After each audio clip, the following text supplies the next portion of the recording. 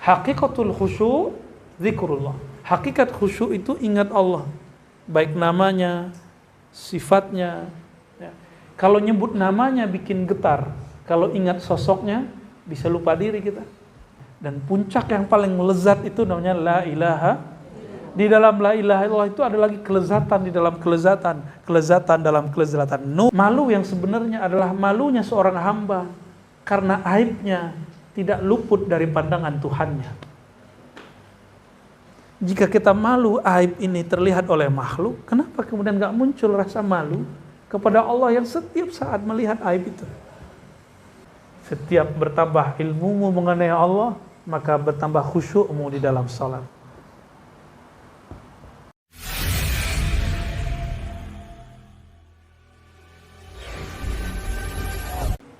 Kita masuk ke fasal yang ketiga, ditulis oleh Imam Al-Ghazali.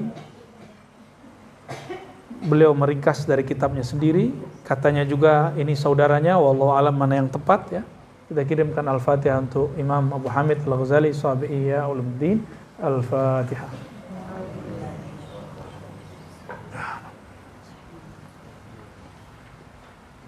Wallahu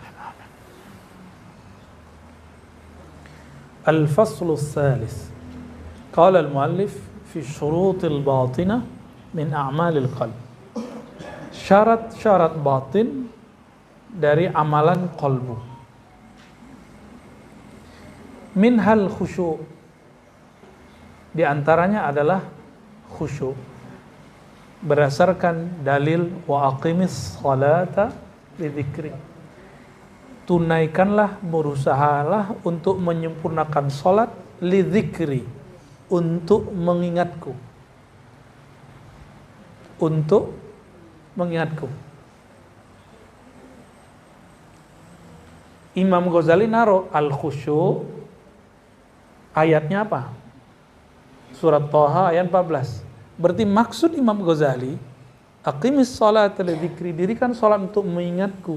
Khusyuk itu indikator kesuksesannya adalah kasratul dzikr, banyak menyebut nama Allah, banyak ingat Allah dalam salat. Itu yang disebut khusyuk. Jadi khusyuk itu bukan hilang, melayang, itu namanya halul khusyuk, hal. Sedangkan khusyuk itu sendiri enggak begitu. Hakikatul khusyuk zikrullah. Hakikat khusyuk itu ingat Allah, baik namanya, sifatnya. Ya. Kalau nyebut namanya bikin getar, kalau ingat sosoknya bisa lupa diri kita. Bisa lupa diri. Itu sebabnya kita berzikir itu semampunya aja. Aqimis salata lidzikri. Dalam hadis Nabi, hadis riwayat Tabrani dan Ahmad, disebutkan kam min qa'imin hazzuhu min salatihi at-ta'bu wan nasab. Banyak orang salat, betapa banyak orang salat dia enggak mendapatkan kecuali pegel kaki. Ya, capek, lelah. Kita begitu enggak? Ya. Pantas ya. Belum menikmati. Belum menikmati berdiri lama. Berdiri lama tuh nikmat loh. Jadi ada satu wirid lagi berdiri. Itu baca Fatihah. Jadi nanti kalau Allah takdirkan nanti untuk umroh haji, di satu hari di depan Ka'bah itu berdiri. Baca Fatihah aja. Ya. Sembari mandang baca Fatihah. Jadi setiap hari ternyata di Ka'bah itu ada malaikat yang cuma memandang, ada malaikat yang cuma tawaf, ada malaikat yang cuma ruku dan sujud. Itu kerjaannya mereka. Jadi kita gabung. Awal datang kita pandang, lalu kita tawaf, lalu kita sholat. Setelah tawaf ke-7 kan sholat di belakang makam Sayyidina Ibrahim. Ya. Nanti kalau udah selesai, udah tahallul segala macam, masuk sholat sunat, habis sholat sunat berdiri aja, berdiri pandang. Nanti halnya kalau berubah, ya mungkin next time-nya sholat aja kerjaannya. Nanti halnya berubah lagi kapan? Doa mulu baca tahlil, baca takbir terus. Coba rasakan begitu. Nah, di dalam diri kita itu ada nur malaikat. Kita ini bukan malaikat, tapi ada nur yang satu anasir dengan mereka, satu unsur yang dia akan mampu untuk mengulang-ulang dan enggak bosan-bosan. Nah, siapa yang sudah mulai pada tahapan ini, kalau zikir diulang-ulang enggak bosan, berarti nur malakutinya, nur malaikatnya sudah mulai aktif. Itu penciriannya. Nah, jadi kenapa kita ini sulit mengulang-ulang zikir, gampang bosan berzikir, karena belum diaktifkan oleh Allah nur ini. Minta kepadanya. Minta kepada Allah Subhanahu wa ta'ala.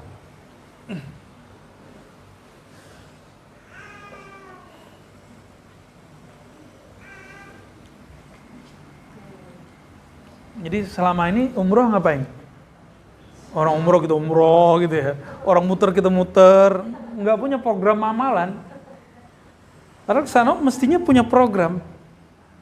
Dan itu amalan-amalan malaikat semua. Saya umroh pertama, itu tawaf itu bacaannya seperti yang biasa dibaca kebanyakan orang di buku itu. Umroh kedua bacaannya sudah beda. Hadisnya yang kita pakai. Dan setiap kita baca ada rahasia-rahasia. Oh ternyata satu lafaz zikir mempunyai makna dan asrar dan kelezatan yang tidak ada di zikir yang lain. Jadi kelezatan istighfar itu berlainan dengan kelezatan baca alhamdulillah.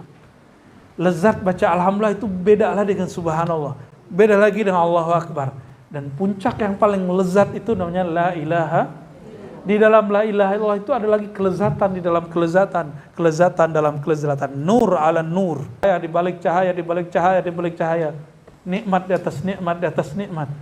Dan yang dapat melakukannya, memberikannya hanya Allah Subhanahu wa ta'ala. Kan dia yang punya nama, kan kita yang punya nama, ya. Karena sholat itu goalnya adalah zikir, satu-satunya jalan khusyuk cuma latihan banyak-banyak zikir. Enggak ada lagi. La sabila ilal khusyuk ila kasratu zikril ma'bud. Ya, tidak ada jalan lagi untuk mencapai khusyuk kecuali sering nyebut namanya Allah, Allah, Allah. Jadi kalau guru sudah ngomong, ayo zikir nama Allah sehari 1000, udah nggak usah mikir-mikir lagi. Guru itu dalil. Dalil terkuat itu guru yang masih hidup. Kitab itu kan yang nulis sudah meninggal. Benar nggak? Yang nulis kitab sudah meninggal. Maka dalil terkuat itu asy-syaikh al-alim. Syekh yang punya sanad kepada gurunya, kepada Nabi Muhammad sallallahu alaihi wasallam. Dah ya, yang sudah punya kurikulum zikir dari gurunya sebelumnya, oke, itu teruskan amalnya. Yang belum, coba mulai malam besok, malam ini atau subuh besok, latihan zikir menyebut nama ya Allah, Allah, Allah di kolbu 1000. Ya, mulai latihan. Gampang 1000, jangan langsung. Ba'da sholat 200, ba'da sholat 200, 200, 200, 200 gampang nggak? Coba sebut Allah. Berapa detik? Allah, Allah, Allah. Cara pertamanya dengan lisan. Kalau sudah seirama dengan kolbu, lisannya dikunci. Jadi kalau belum kolbunya aktif, lidahnya baca dulu. Allah, Allah, Allah. Terus kira-kira 7 kali, 10 kali, 21 kali. Sudah mulai seirama detakan-detakan di jantung ini, yang di dalam kolbu, baru kemudian kita baca dengan kolbu, lidah dikunci, mata ditutup, kita tasbih. Tahu-tahu sudah 200, tahu-tahu sudah 1000. Allah, Allah. Kalau kita faham analognya, ada orang kelaparan, nggak makan sekian hari, kasih makan, seneng nggak dia? Kira-kira seperti itu. Namun besok dikasih lagi, dia nggak segirang itu, cuma dia sudah biasa. Itulah sebabnya kenapa orang pertama ditalkin itu bergetar badannya, atau bulu romanya berdiri, atau kayak ketarik, atau macam-macam ekspresinya. Ada yang kayak badannya ngambang, ada yang kayak melayang, ada yang kayak badannya merasa ciut, ada yang bengong. Orang merasa apa kok saya nggak ngerasain apa-apa. Itu semua rasa yang ngasih Allah. Kita nggak nyari rasa, kita cukup menyembah yang punya rasa, Allah Subhanahu wa ta'ala.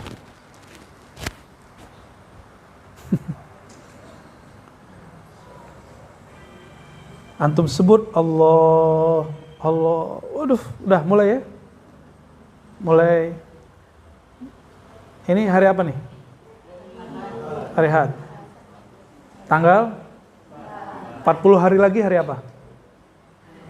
Belum boleh lebih. Jadi pengajian kita Ahad di bulan Januari itu sudah 40 hari, baru ditambahin 5.000. Ya. Kalau sanggup, kalau enggak cukup, jangan kurang dari 1.000. Mulai latihan. Ini mau masuk Ramadan kan? Mau nikmat nggak Ramadannya? Mulai. Nanti bulan Januari itu berarti sudah Rajab ya? Sudah Rajab. Akhir-akhir Rajab. Harus mulai. Awal-awal apa akhir? Harus mulai kolbunya digembleng terus.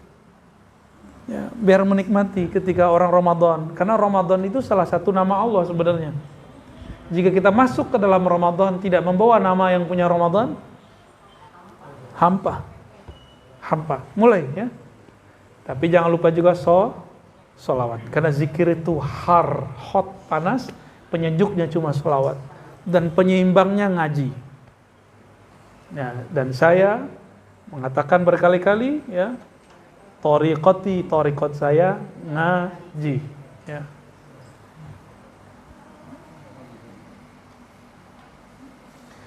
Fa'lam anna as-salata innama hiya dhikrun wa qira'atun wa munajatun wa muhawaratun wa dhalika la yakunu illa bihuduril qalb. Ketahuilah, kata Imam Ghazali, salat itu tidak lebih daripada 1. Zikir, 2. Qiraat membaca, 3. Munajat. Munajat itu berbisik-bisik. Kita bisik-bisik nggak dalam salat? Kalau bisik-bisik itu penting nggak berarti? Kita kalau bisik-bisik sama seseorang itu penting. Dan setelah berbisik-bisik biasanya plong. Kenapa perlu teman curhat? Padahal curhat tuh gitu-gitu aja. Karena curhat itu bisa mengurangi beban. Tapi ingat, curhat tidak akan pernah selamat kecuali curhat kepada Allah Subhanahu wa ta'ala. Curhat kepada siapapun, suatu saat itu akan mulai kebuka. Ya, jadi curhatlah kepada Allah yang tidak pernah mengkhianati hambanya. Ya, kalau teman dia nggak sadar dia sudah menyebarkan aib temannya. Ya, jadi kalau punya cerita-cerita masa lalu indah atau kelam gitu ya, nggak usah cerita, curhatnya ke Allah aja. Ya. Hatta kepada guru nggak usah diceritain masa lalu kita, baik masa indahnya ataupun masa pahitnya, nggak usah diceritain. Ya, curhatnya ke Allah aja. Guru nggak bisa ngapa-ngapain. Ya, guru tidak pernah merubah nasib seseorang. Guru cuma ngasih rumus-rumus, kode-kode. Ya. Itu udah berapa? Wa muhawarah, dan hiwar, dialog. Nah, sebenarnya ini makom. Jadi sholat itu 4 makomnya. 1, menyebut namanya, walaupun gak ada rasa apa-apa. Yang kedua, mulai membaca. Membaca itu dalam bahasa Arab itu mengumpulkan himmah, mengumpulkan semangat lahir batin, lalu menyebut namanya, membaca ayatnya. Coba kalau punya hafalan, pikirannya nggak disatukan dengan kolbu, hafalannya salah nggak? Jadi keajaiban membaca Quran dengan hafalan, maka disebut dengan qara'a, iqra, karena dia menggabungkan antara zahirnya dengan batinnya. Itu sebabnya wirid qiraah salah satu wirid yang tinggi. Wirid yang tinggi di sisi Allah Subhanahu wa taala. Itu makom yang kedua. Yang ketiga, munajatun, berbisik-bisik kepada Allah. Berarti sudah mulai muncul kepercayaan kepada Allah. Sudah mulai ada trust kepadanya. Curhat ke orang kaya, ya belum tentu dia juga senang sama kita. Curhatlah kepada yang maha kaya, ya. Wa muhawaratun, dan yang paling tinggi setelah bisik-bisik, hiwar, dialog. Inilah yang ada pada surat Al-Fatihah. Di surah Al-Fatihah, jika benar ini udah sampai di makom hiwar, baca Alhamdulillahirabbil alamin, terasa Allah jawab. Allah bukan benda, Allah bukan kolbu, Allah bukan yang kita bayangkan. Sebagaimana kita nggak mampu mencapai ruh yang ada dalam diri, nggak bisa. Maka yang mampu menangkap bahasa Allah itu cuma ruh tadi. Jadi orang-orang yang bisa sampai kepada muhawarah itu orang-orang yang sholatnya biruhihi. Kalau munajah biqalbihi. Kalau qara'a biaqlihi. Kalau zakara bilisanihi wa bijasadihi. Jadi itu makomat-makomat sebenarnya. Jadi itu udah 4 ya. 4 makom sholat yang disebutkan oleh Imam Al-Ghazali. Kebanyakan kita baru bab zikir, nyebut, dan belum ada kehadiran rasa di dalam kolbu. Masih ingat Imam Nawawi mengatakan, la tatruki dzikra li'adami hudurika ma'allah. Jangan tinggalkan zikirmu, salatmu meskipun kamu tidak khusyuk. Karena Allah kalau mau di saat kamu lupa ingin khusyuk, Allah kemudian angkat derajatmu menjadi khusyuk. Ya. Mulai kesemutan, Pak. Ya. Ya kalau di majelis-majelis di Timur Tengah itu majelisnya nggak besar-besar kayak gini aja. Kenapa saya berani buat majelis tapi terbatas begini? Inspirasi dari mereka-mereka. Jadi mereka buat majelis yang hadir cuma berapa? Nanti yang udah senior duduknya di atas biasanya. Biasa. Lama dikit mulai kalau orang Sumatera bilang kaki gajah. Kalau di sini sebutnya lebih kecil, semut. Beda ekspresi. Ya. Ya, apa pocong. Semua itu mesti bihuduril qalbi war ruhi, ya, wa bima bihi yahsulut tahfim wa ta'zim wal haiba wal raja wal haya. Dan kehadiran kolbu. Jadi kolbu ini kalau nggak bisa bahasa Arab, ini kan ada orang yang ngotot. Khusyuk tuh mesti faham. Loh kasihan dong yang nggak nyantri, ya kan? Benar nggak? Pak Sam nih, Bang Jarwo, kasihan dia nggak nyantri, ya kan? Yang nggak nyantri gimana? Nah, maka khusyuk itu banyak medianya. Salah satu media khusyuk memahami bacaan, tapi itu disebut al-khusyuk al-aqli, khusyuknya akal. Kalau khusyuknya qalbu, cukup memahami makna walaupun tidak hafal maknanya secara harfan-harfan, kata-kata. Nggak apa-apa. Al-Fatihah ngerti kan rasanya? Walaupun satu huruf nggak bisa menerjemahnya, nggak apa-apa. Ya. Nah, ada namanya tafhim, memahami makna di balik teks. Dan yang kedua, ta'zim. Ta'zim itu kalau kita dikirimin surat sama orang. Nah, kalau sekarang itu nggak usah surat yang zaman-zaman kita masih muda. Teteh dulu pernah dapat surat cinta nggak? Ya, pernah tuh ya. Bergetar nggak waktu megang aja? Jadi waktu megang itu begini, kayak dunia gempa.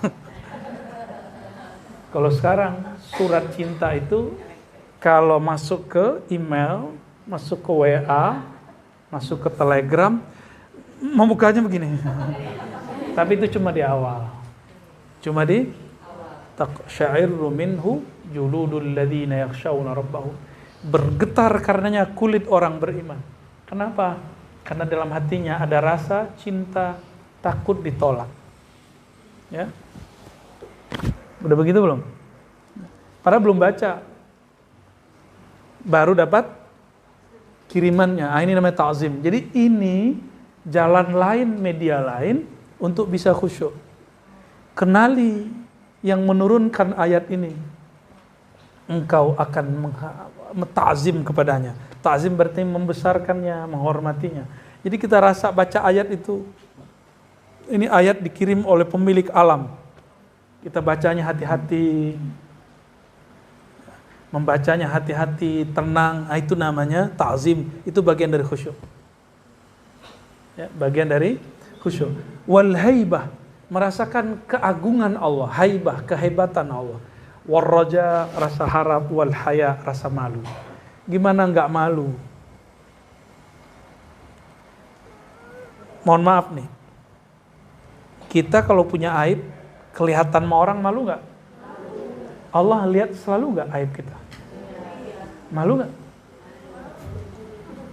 Maka al-haya al-haqiqi, hayaul mu'min ala rabbih. Malu yang sebenarnya adalah malunya seorang hamba karena aibnya tidak luput dari pandangan Tuhannya. Jika kita malu aib ini terlihat oleh makhluk, kenapa kemudian gak muncul rasa malu kepada Allah yang setiap saat melihat aib itu? Jadi aneh betul-betul terhijab diri ini oleh sesuatu yang sifatnya zahir, ya. Kenapa kita pakai pakaian? Nutupin aurat. Aurat itu sesuatu yang gak layak dilihat. Bisa nggak nutupi sesuatu dari Allah? Nggak bisa. Yang bisa kita minta Allah nutupinnya, itu namanya istighfar. Maka al-istighfar, istighfar itu libasul mu'min, adalah pakaian menutupi aibnya orang-orang yang beriman. Hanya istighfar, nggak ada lagi. Ya. Faj'alu al-istighfar libasakum, jadikan istighfar jadi pakaianmu, karena itu yang bisa nutupin aib kita di hadapan Allah Subhanahu wa ta'ala. Tapi kalau di pakaiannya ada kotoran, itu mesti dibersihkan, mesti ngaku di dalamnya. Nah, ini namanya taubat. Taubat itu kayak proses pembersihan yang paling berat, ya. Wa 'alal jumlah kullama zada al-'ilmu billah zadatil khasyah wa hasala al-hudur. Rumus paling sederhana. Jadi kan udah banyak nih teori-teori. Imam Ghazali ini boleh digarisbawahi yang punya kitab. Ini rumusan terakhir mengenai khusyuk. Setiap bertambah kenalmu kepada Allah, ma'rifatmu terhadap Allah, baik ma'rifat terhadap namanya, fi'il perbuatannya, sifat karakternya, bahkan zatnya, maka bertambahlah khusyuk.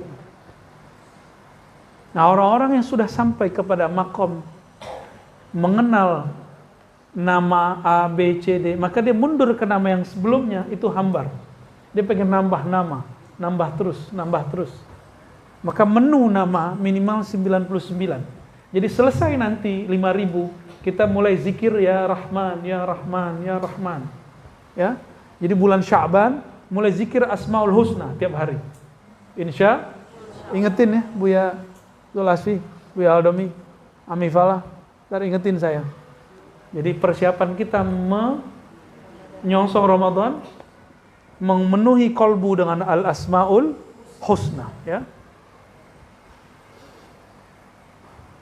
Kullama zadal ilmu billah, setiap bertambah pengetahuan ma'rifatmu kepada Allah, zadatil khasyatu wa hasalal huduru, maka bertambah juga rasa takut ketika sholat dan juga hudur, hasillah hadir dalam kalbu.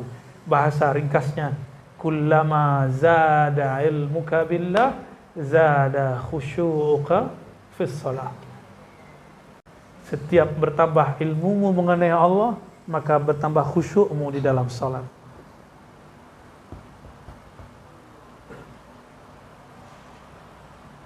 Wa idza sami'ta al-adhan yanbaghi an tuhdir qalbaka haula an-nida' yaum al-qiyamah. Jika engkau mendengarkan azan, maka hadirkanlah dalam kalbu, imajinasikan di dalam diri kita panggilan, bagaimana beratnya nanti dipanggil pada hari kiamat, ya.